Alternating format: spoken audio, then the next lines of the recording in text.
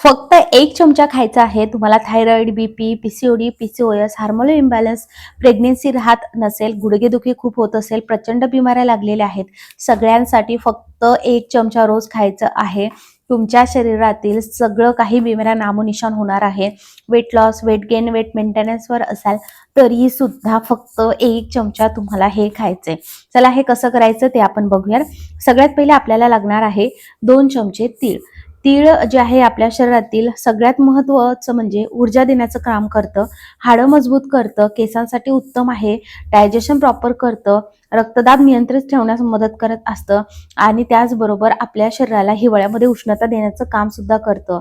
त्यामुळे आपल्याला हे घ्यायचं. यामध्ये कॅल्शियम आहे, खनिजं भरपूर प्रमाणात आहे, त्यामुळे हाडं मजबूत होतात, सांधेदुखी कमी होतं आणि दातांसाठी सुद्धा हे उत्तम आहे. हेअरसाठी सुद्धा जबरदस्त आहे, कारण यामध्ये बायोटीन, झिंक आणि लोह असल्यामुळे केस गळती थांबते, केस दाट व चमकदार सुद्धा होतात, डायजेशन प्रॉपर करतं, रक्तातील साखर, रक्तदाब नियंत्रित ठेवण्यास मदत करतं. 2 चमचे आपल्याला घ्यायच्या आहेत, त्या म्हणजे बिया. तर ह्या बिया आहेत खरबुजाच्या, तुम्ही घेऊ शकता, पण मला इकडे कलिंगडच्या बिया भेटल्या, मी त्या घेतल्या. आता यासोबत अजून तुम्हाला 2 चमचे घ्यायचं आहे, ते म्हणजे सूर्यफूलच्या बिया. माझ्या संपल्या होत्या म्हणून मी घेतल्या नाही आहेत, पण तुम्हाला आवर्जून त्या घ्यायच्या आहेत. त्यानंतर तुम्हाला घ्यायचे आहेत पंपकिन सीड्स म्हणजेच भोपळ्याच्या बिया. प्रत्येकी जेही आपण सीड्स घेतो आहोत ते सगळे सीड्स जे आहेत ते आपण प्रत्येकी 2 चमचे घेतोय. तुम्ही याचं प्रमाण जे आहे कमी जास्त सुद्धा करू शकता. यामुळे जे आहे आपल्या शरीराला एवढी जबरदस्त पद्धतीने फायदा मिळतो की तुम्हाला काय सांगू. भोपळ्याच्या बियामध्ये magnesium, zinc, antioxidant, protein, fibre भरपूर प्रमाणात असतं आणि त्याचबरोबर कलिंगड आणि सूर्यफुलाच्या बियामध्ये सुद्धा असतं, म्हणजे वजन कमी करण्यास सुद्धा मदत करतं, रक्तातील साखर नियंत्रित ठेवण्यास मदत करत असतं. आणि नंतर घ्यायचं आपल्याला जवस, ते सुद्धा 2 चमचे घ्यायचं आहे. जवसामध्ये ओमेगा 3 फॅटी ॲसिड असतात, गुड फॅट्स म्हणून मानलं जातं. हार्मोनल इम्बॅलन्सचा त्रास असेल तर जवस नक्कीच खाल्लं पाहिजे. आता या सगळ्या गोष्टी तुम्ही फक्त भाजून सुद्धा ठेवू शकता, पण लहान मुलांना सुद्धा चांगलं असं लागावं हे आणि आपल्याला सुद्धा छान अशी टेस्ट यावी म्हणून आपण याची पुढची प्रोसेस करतोय. हे एवढं जबरदस्त आहे की तुम्हाला काय सांगू, खूप जबरदस्त आहे. यामुळे तुम्हाला छान अशी झोप सुद्धा लागते आणि तुमच्या शरीरात असलेल्या हार्मोनल बिघाड सुद्धा पूर्ववत होण्यास खूप मदत होते. सगळ्या ज्या काही सीड्स आहेत त्या व्यवस्थितरित्या आपल्याला मिक्स करून घ्यायच्या आहेत. आता आपल्याला एक पुढची प्रोसेस करायची आहे. 2 पद्धतीने करू शकतो. सरळ आता हे मंद आचेवरती तुम्ही भाजून घेऊ शकता, पण याची टेस्ट छान लागण्यासाठी ही प्रोसेस करायची आहे. आपण एका प्लेटमध्ये ह्या सगळ्या बिया काढून घेतल्या. आता आपण प्रत्येकी जर सूर्यफुलाच्या बिया घेतल्या असेल तर 10 चमचे होतील, पण आपण सूर्यफुलाच्या बिया नाही घेतल्या म्हणून आता इकडे 3 चमचे पाणी टाकायचे आणि मी इकडे 4 घेतले, पण 3 चमचेच पाणी सफिशियंट होऊन जातं. पण जर सूर्यफुलाच्या बिया तुम्ही घेतल्या असेल तर 4 चमचे पाणी घ्यायचे. ज्या चमच्यानी आपण सगळं मोजलं त्या चमच्यानी. नंतर यामध्ये थोडीशी टाकायची हळद. हळद सूज कमी करते, अँटी इन्फ्लामेटरी प्रॉपर्टीज हळदीमध्ये असतात. त्यानुसार स्वादानुसार आपल्याला इकडे मीठ टाकायचं आहे आणि हे व्यवस्थितरित्या मिक्स करून घ्यायचं आहे, म्हणजे हळद आणि मीठ चांगलं असं या पाण्यामध्ये मिक्स होऊन जातात आणि मीठ सुद्धा व्यवस्थित यामध्ये डिझॉल्व्ह होऊन जातं. त्यानंतर आपण जेवढ्या सीड्स घेतलेल्या आहेत त्या सगळ्या सीड्स आता आपल्याला यामध्ये टाकायच्या आहेत. यामध्ये टाकल्यानंतर आपल्याला हे व्यवस्थितरित्या मिक्स करून घ्यायचं आहे. यामध्ये जे आहे तुम्ही सोप सुद्धा ॲडिशनल टाकू शकता, तुम्हाला जे आवडेल ते. त्यानंतर आता हे अशा पद्धतीने मिक्स करून घ्यायचे आणि मिक्स झाल्यानंतर फक्त 2 मिनिटंभर आपल्याला हे झाकून ठेवायचं आहे. असं केल्यामुळे आपण यामध्ये जेही सीड्स वापरले आहेत, ज्या बिया वापरल्या आहेत, त्यामध्ये हळद आणि मिठाचं पाणी चांगलं असं मुरलं जातं. जास्त ठेवायची गरज नाही, आपल्याला हे भिजत ठेवायचं नाहीये. आपल्याला फक्त हे 2 मिनिटासाठी बाजूला ठेवायचं आहे. तोपर्यंत पुढची प्रोसेस तुम्ही करून घेऊ शकता. ती काय ती सुद्धा तुम्हाला सांगते. झाकण ठेवायचं आणि 2 मिनिटं साईडला ठेवायचे. पुढे जाण्याच्या आधी हा व्हिडिओ तुम्ही कोणत्या गावातून किंवा शहरातून बघत आहात हे मला कमेंट करून नक्की सांगा, म्हणजे मला तुमचे आभार मानता येतील आणि मला सुद्धा कळेल की आपला व्हिडिओ कुठपर्यंत पोहोचला. 2 मिनिटं होईपर्यंत चांगला असा लोखंडी तवा, कढई घ्यायची आणि लोखंडीच भांडं घ्या, कारण त्यामध्ये लोहाचं प्रमाण चांगलं जास्त प्रमाणात असतं. म्हणून मी माझ्याकडे लोखंडी तवा होता तर मी तोच घेतलेला आहे. आता इथे तुमची थोडीशी मिस्टेक होऊ शकते, त्यामुळे आता व्हिडिओ स्किप न करता बघा. तुम्ही हवं तर 1.5x स्पीडवरती सुद्धा हा व्हिडिओ बघू शकता. आता कसं करायचं ते तुमच्यासोबत मी शेअर करते. आता बघा, तुम्हाला आता 2 मिनिटं झाल्यानंतर पाण्यात सगट, त्यामध्ये जेवढं पाणी आहे त्या सगट तुम्हाला हे सगळ्या बिया ज्या आहेत तव्यावरती टाकायच्यात. तवा आधी पहिले कडकडीत असा गरम करून घ्यायचा आहे. स्टीलचं, अल्युमिनियमचं भांडं घेऊ नका, असा तवाच घ्या. जर तुमच्याकडे नसेलच लोखंडी तर मग तवाच घ्या, कारण आपण यामध्ये मीठ टाकलेलं आहे त्यामुळे पूर्ण पांढरं होऊन जातं. त्यामुळेच मी तुम्हाला लोखंडी भांडं घ्यायचं सांगितलं. सगळ्यात पहिली प्रोसेस, आपल्याला असं आता हे पसरवून ठेवायचं आहे. एक समान पसरवून ठेवायचं आहे. आच एकदम मोठी ठेवायची आहे. म्हणजे जेवढं काही एक्स्ट्रा पाणी आहे ते आधी आपल्याला पूर्ण ड्राय होऊ द्यायचंय, इव्हॅपोरेट होऊ द्यायचं आहे. आणि तुम्ही बघणार हे पाणी जेव्हा असं ड्राय व्हायला लागतं, तेव्हा जे आहे पूर्ण आपला जो तवा आहे तो पांढरट व्हायला लागतो. आणि हे यामुळे होतं कारण यामध्ये आपण मीठ वापरलंय, त्यामुळे असं होतं. म्हणजे आपण कधी हरभरा सुद्धा भाजतो, मूग सुद्धा भाजतो, तर तेव्हाही असं होतं. सो आपल्याला अशा पद्धतीने पूर्ण हे भाजून घ्यायचं आहे.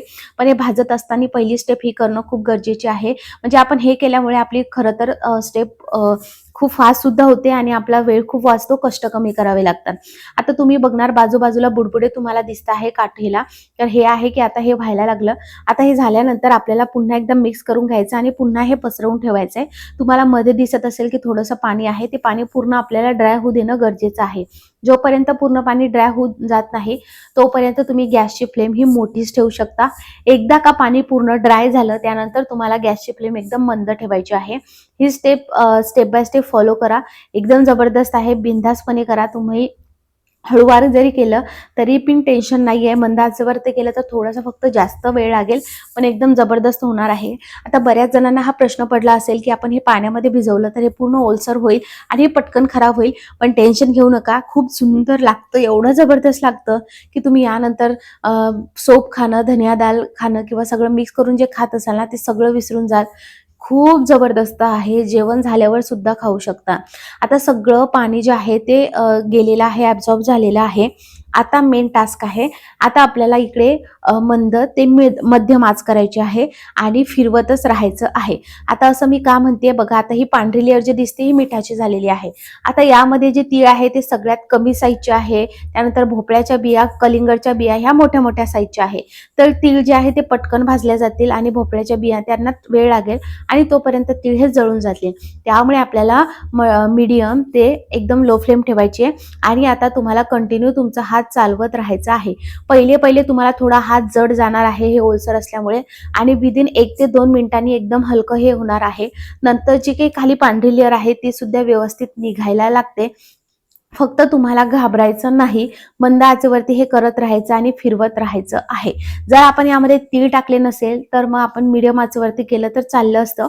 पण आता हिवाळा आहे, थंडी आहे, त्यामुळे तीळ नक्की आवर्जून टाका. जर तुम्ही हा व्हिडिओ उन्हाळ्यात बघत असाल तर तीळ तुम्ही यामध्ये अवॉइड केले तरीही चालणार आहे. आता हे व्यवस्थितरित्या आपण मिक्स करूयात. वेट लॉस पावडरची लिंक, सगळ्या लिंक्स मी खाली डिस्क्रिप्शन बॉक्सला दिलेल्या आहेत. तुम्ही तिथून जे आहे नक्की बनवू शकता. ऑर्डर नाही म्हणत आहे, मला बऱ्याच जणांच्या कमेंट्स आल्या की कुठून ऑर्डर करायची.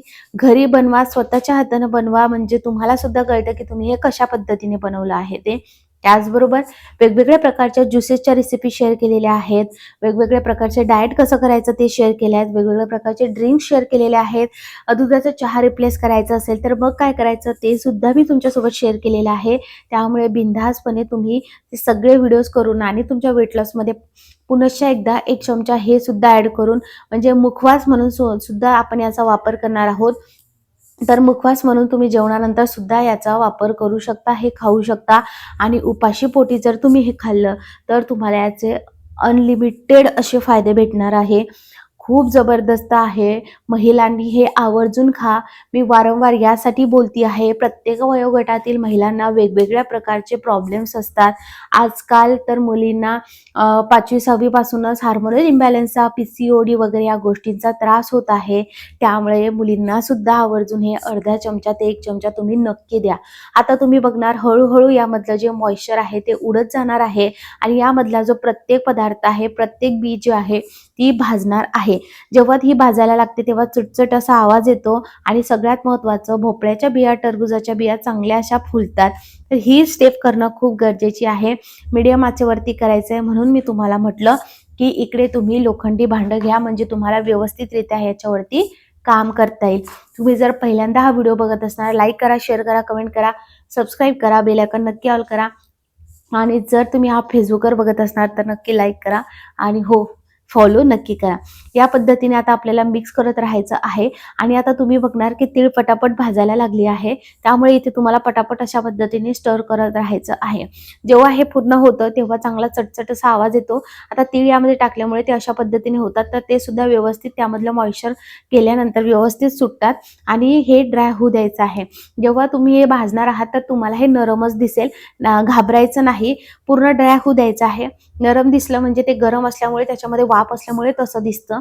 त्यानंतर वाफ निघून गेल्यानंतर जेव्हा आपण हे काढून घेतो आणि प्लेटमध्ये ठेवतो आणि पूर्ण हे रूम टेम्परेचरवरती येऊ देतो, हे चांगलं असं गरम म्हणजे कडकडीत कुरकुरीत असं म्हणतो ना आपण, तसं मस्त क्रंची लागतं आणि खूप सुंदर लागतं. मी तुम्हाला सांगते, वारंवार हे सांगते, नक्की बनवा.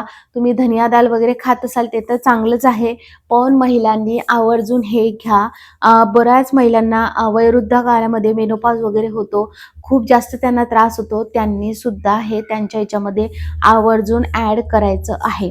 प्लेटमध्ये काढायचं आहे, असं पसरवून ठेवायचं आहे, म्हणजे त्यामध्ये वाफ क्रिएट नाही झाली पाहिजे. पूर्ण थंड होऊ द्यायचं आहे. थंड झाल्यानंतरच तुम्हाला हे एअरटाईट कंटेनरमध्ये भरून ठेवायचं आहे. ह्या बिया एवढ्या जबरदस्त आहे की मला एवढं माहिती आहे की पुढे चालून हे खूप जास्त महागात सुद्धा भेटणार आहे आणि हे अशा पद्धतीने विकल्या सुद्धा जाणार आहे. पण मी तुमच्यासोबत रेसिपी शेअर केली आहे, याचा क्रंचीनेस बघू शकता. एकूण एक बी जी आहे ती चांगली अशी भाजली गेलेली आहे.